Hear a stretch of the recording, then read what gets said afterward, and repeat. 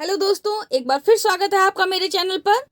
आज मैं आप लोगों को बता रही हूँ हिस्ट्री के इम्पोर्टेंट क्वेश्चन सेकंड ईयर के लिए, जो 20 अक्टूबर से जो आप लोगों के एग्जाम लिए जाएंगे, उसका जो टाइम टेबल आपका घोषित कर दिया गया है महाराजा गंगा सिंह यूनिवर्सिटी बीकानेर द्वारा।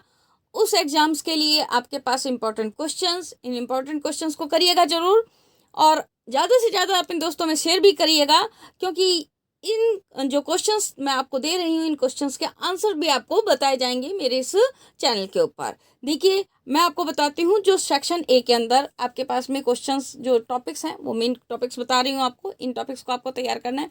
और ये भी मैं बता देती हूँ आप लोगों को कि जो आपके दोनों एग्जाम हैं, एक ही सब्जेक्ट के, जैसे बच्चों आपके पास में दो एग्जाम होते हैं ना, फर्स्ट और सेकंड, वो दोनों एग्जाम आपके एक ही दिन लिए जाएंगे। 1.5 घंटे का एक पेपर होगा, तो आपका बिल्कुल डेफिनेटली है कि आपको कोर्स कम करना होगा। कोर्स कम मतलब क्वेश्चंस कम अटेंड करने होंगे। पहले भाग में आपको 6 क्वेश्चन अटेंड करने होंगे, 6 क्या 7 क्वेश्चन अटेंड करने होंगे। सेकंड भाग में आपको 3 क्वेश्चन अटेंड करने होंगे, और थर्ड भाग में आपको केवल 1 क्वेश्चन अटेंड करना है। ये है आपके पास में स्ट्रेटजी कि आपको इस तरीके से क्वेश्चन अटेंड करने हैं। तो मैंने आपको जो टॉपिक्स दिए हैं, फर्स्ट के लिए, सेक्शन ए के लिए हिस्ट्री में मध्यकालीन भारत का इतिहास, जो आपका फर्स्ट पेपर है, उसमें देखिए आपको जो जो मैंने दिए हैं छोटे छोटे से क्वेश्चन जो पूछे जाएंगे। अमीर खसरो पर टिप्पणी, कुतुबुद्दीन ऐबक पर संक्षिप्त टिप्पणी, इल्तुतमिश का राजत्व सिद्धांत, एकता प्रणाली, कृष्णदेवराय, जिहाद, तुलुगमा पद्धति, नूरजहां, दीन-ए इलाही, मजहर, अष्टप्रधान, मनसबदारी प्रथा, जात और सवार, उलेमा, बहमनी साम्राज्य, मलिक काफूर और बाबरनामा। ये मैंने आपको 17 विषय दिए हैं या पॉइंट दिए हैं, ये समझ लीजिए कि इन्हीं के ऊपर आपको फोकस करके छोटा सा क्वेश्चन पूछा जाएगा। अब इसमें कुछ छोटे क्वेश्चन में क्या होता है बच्चों, कि आपको दे दिया जाता है जैसे मजहर को समझाइए, अष्टप्रधान क्या है, मनसबदारी प्रथा को समझाइए। समझाइए मतलब छोटा सा, केवल 2 नंबर का ही क्वेश्चन आना है। इनमें से केवल 2 नंबर का क्वेश्चन आना है। ये जो मैंने टॉपिक दिए हैं, ये सेक्शन ए के लिए, इसमें से आपको 2 नंबर के अकॉर्डिंग आपको 3 से 4 लाइनें लिखनी है आपके पेपर में। अब हम चलते हैं सेक्शन बी में। सेक्शन बी का जो पेपर है, उसके अंदर आपको दिए हुए तो पेपर में 10 क्वेश्चन ही है, क्योंकि पेपर पहले ऑलरेडी छपे हुए हैं, तो 10 क्वेश्चन ही दिए हुए हैं। लेकिन आपको उसके अंदर से 3 क्वेश्चन करने होंगे। तो 3 क्वेश्चन जब आपको करने होंगे, तो आप देखिए, बलबन के शासनकाल में मंगोल समस्या पर टिप्पणी, मुगल साम्राज्य में महिलाओं की स्थिति पर लेख, अलाउद्दीन खिलजी की बाजार नियंत्रण नीति। बहुत इंपॉर्टेंट है, जरूर आएगा, चाहे बड़े में आए चाहे छोटे में आए, जरूर आएगा, ध्यान रखिएगा। मंगोल समस्या जो पहला है वो भी इंपॉर्टेंट है, और तीसरा अलाउद्दीन खिलजी की बाजार नियंत्रण नीति, ये भी बहुत इंपॉर्टेंट है। तुगलक का राजधानी परिवर्तन, खानवा के युद्ध पर संक्षिप्त टिप्पणी, औरंगजेब की धार्मिक नीति, चौथ और सरदेश मुखी पर संक्षिप्त टिप्पणी लिखिए, मोहम्मद तुगलक के नवाचार, मुगल दरबार में नूरजहां की भूमिका, खानवा के युद्ध पर संक्षिप्त टिप्पणी। तो ये 10 क्वेश्चन है जो मैंने आप लोगों को दिए हैं। ये 10 के 10 क्वेश्चन आप तैयार कीजिएगा अच्छी तरीके से। अभी टाइम है आप लोगों के पास में, 20 तारीख से पेपर एग्जाम्स स्टार्ट हैं, और इस डेट की तारीख भी आप लोगों के पास में है। ये भी मैंने आपको बता रखी है कि इस डेट की इस पेपर की तारीख क्या है। ये देखिए आपके पास में सेक्शन सी है हिस्ट्री के लिए। हम पहले पेपर में ही चल रहे हैं। मुगल साम्राज्य के पतन के कारणों का उल्लेख, ये बड़ा क्वेश्चन है बच्चों। 15 नंबर का जो क्वेश्चन आता है आपके पास में, बड़ा क्वेश्चन है, उसके ऊपर है मुगल साम्राज्य के पतन के कारणों का उल्लेख। दूसरा है विजयनगर साम्राज्य के उत्थान एवं पतन का संक्षिप्त वर्णन। तीसरा है दिल्ली सल्तनत के सुदृढ़ीकरण में, यानी कि दिल्ली को सुदृढ़ बनाने में बलबन का योगदान का वर्णन। चौथा, शिवाजी मराठा राष्ट्र के वास्तविक संस्थापक थे, विवेचना कीजिए। 5 नंबर, मध्यकालीन भारतीय इतिहास के मुगल काल पर प्रकाश डालने वाले महत्वपूर्ण आधार स्रोतों का वर्णन कीजिए। छठा है शेरशाह अपने समय का महान प्रशासनिक प्रतिभा का धनी था, व्याख्या कीजिए।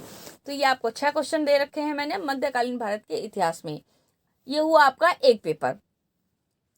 अब चलते हैं हम दूसरे पेपर के अंतर्गत, कि दूसरा पेपर आपके पास में राजस्थान का इतिहास बच्चों। राजस्थान का इतिहास है, इसके अंदर सेक्शन ए में जो मैंने आपको टॉपिक्स दिए हैं वो देखिए।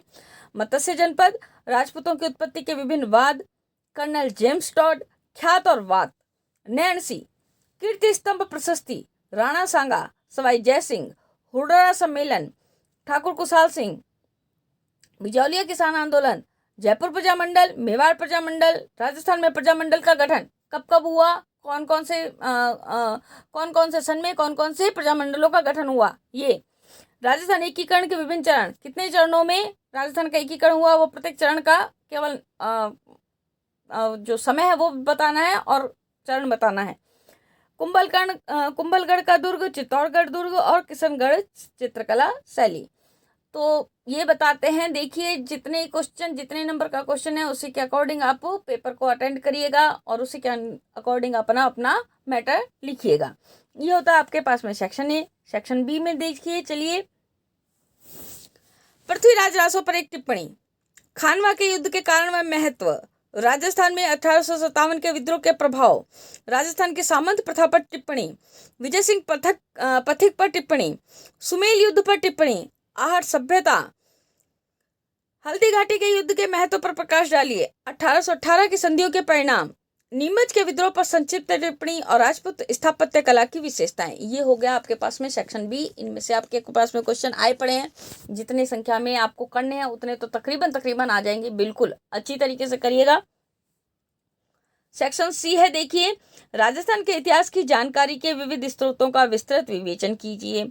गोविंदगिरी तथा मोतीलाल तेजावत के नेतृत्व में हुए राजस्थान के जनजातीय आंदोलनों का परीक्षण कीजिए। दोनों ही, पहला और दूसरा दोनों ही इंपॉर्टेंट क्वेश्चन है।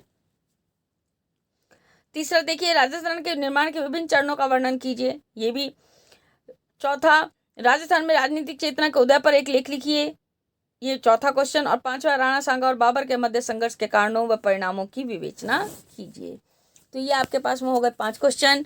बच्चों, मैंने अपनी तरफ से आपको बहुत छांट करके, बहुत अच्छी तरीके से पिछले सालों के जो पेपर हैं उनका अवलोकन करके आप लोगों को क्वेश्चंस बताए हैं। आशा करती हूँ वीडियो आपके लिए बहुत हेल्पफुल होगा। दिए गए क्वेश्चन आपके पेपर को अटेंड करने के लिए बहुत हेल्पफुल होंगे। अगर वीडियो अच्छा लगे तो प्लीज़ लाइक, कमेंट और शेयर करना बिल्कुल भी ना भूलें, क्योंकि इन क्वेश्चंस के आंसर्स भी आपको करवाए जाएंगे आने वाले समय में, यानी कि जल्दी ही। आने वाले समय में मैं 20 तारीख के बाद का नहीं कह रही बच्चों, पहले ही, उससे पहले ही आप लोगों को इनके जो क्वेश्चंस के आंसर्स भी आपको मिलने लग जाएंगे कि ये क्वेश्चन का ये आंसर है, ये क्वेश्चन का ये आंसर है, इतना इतना ये लिखना है आप लोगों को। आज की वीडियो के लिए धन्यवाद। नेक्स्ट वीडियो में जल्दी मिलेंगे। थैंक